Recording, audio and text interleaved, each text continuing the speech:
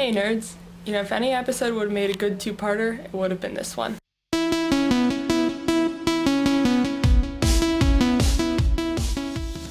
I think really the end of this episode felt really rushed. They spent a lot of time trying to figure out what the boxes were, but then as soon as they figured it out and the doctor came, it's like, oh look, okay, let's solve the problem, good, God, bye. I mean, even Roy didn't do too much. Like, I feel like he could have ended up doing something on the spaceship in some way, but he kind of just got knocked out. They really could have spent more time developing another way, or like having some difficulty fixing everyone. It really kind of just felt like a cheap solution. But aside from that, I really loved seeing Kate Stewart, or Lethbridge Stewart, in the episode. I've seen some of the episodes with the Brigadier, and they've definitely been good.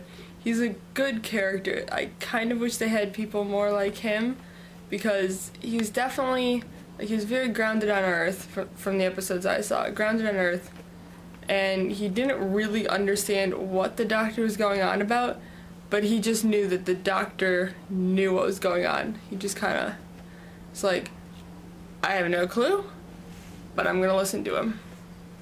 I think, I don't know, it's an interesting character that I'd like to see every once in a while. That she would develop as a character in her own right, not just, oh, the Brigadier's daughter. But they did have the references to him. Also the reference to K9, when the doctor says, I had a metal dog that hovered once. It's like, oh, K9, I miss K9. Some other little gems in the episode. I really liked seeing a little bit of like how Amy and Roy actually lived. And yeah, you do think about it, no other companion really like started with the doctor and then started trying to live on their own. Cause like you never think about food spoiling when you're gone that long. The one bit at their anniversary party, how the doctor just quickly took him out for like a little anniversary treat and then ended up being gone 9 months in sort of their time and then coming back. And like I thought it was kind of cool that like really for them they have been gone like 9 months, but then they do just occasionally they do actually come back to the right time. But you know, Brian now notices because the clothes are different, and you know, somebody else might just go, huh, whatever, maybe they changed. I thought that was interesting to kind of get like a flash of realism of how it seems from everybody else's point of view. Other little gem, I enjoyed seeing a little bit of Brian Cox in it. I first watched him on QI and I thought he was hilarious, so I enjoyed seeing him in it. Also, looking at the things that the doctor gets up to within an hour, like painting the fence and the soccer ball, it's just weird and crazy. The people in the hospital, I didn't really understand their purpose at all. I mean, first of all, they remind me of the Dr. dances with the gas masks, because it was like growing out of their face and it looked weird.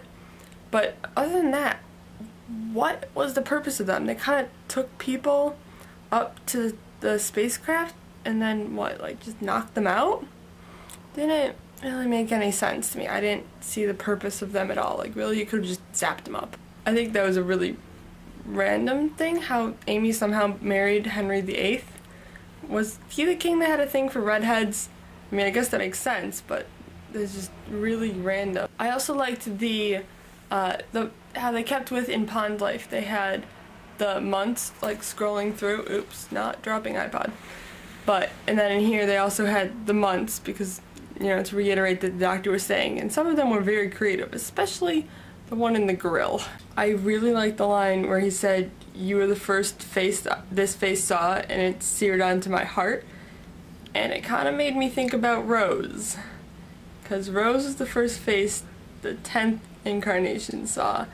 I was like, oh, so cute. Also, when the doctor's heart failed, I definitely had a flashback to Shakespeare Code with the voodoo dolls, and they like stabbed him in the heart, the voodoo heart, but only one of them failed. I thought that was kind of funny. I also enjoyed that they were eating fish fingers and custard like randomly. Like, I have a feeling, like, I'd be interested to know if that's just something Amy occasionally eats randomly, because that would be pretty funny. Also, I don't think I've mentioned it on here, but I've noticed in some of the episodes they've been mentioning, well, first they were mentioning like things that music that the Doctor helped do. In Pond's life, he, laid down some beats. And then Asylum with the Daleks, he said that he played the Triangle and Carmen. And in Dinosaurs on a Spaceship, he said he was hands 3 and 4. And that other musical piece, I didn't notice any musical references in Town of Mercy, or in this one. But in this one, he said that he invented Yorkshire pudding. So, I don't know. I'd be interested to see if there is any sort of connection and thread with things that the Doctor invents. I think that would be interesting. Let me know if you noticed anything in Town of Mercy.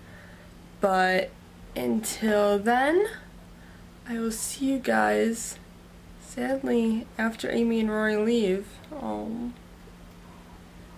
tear.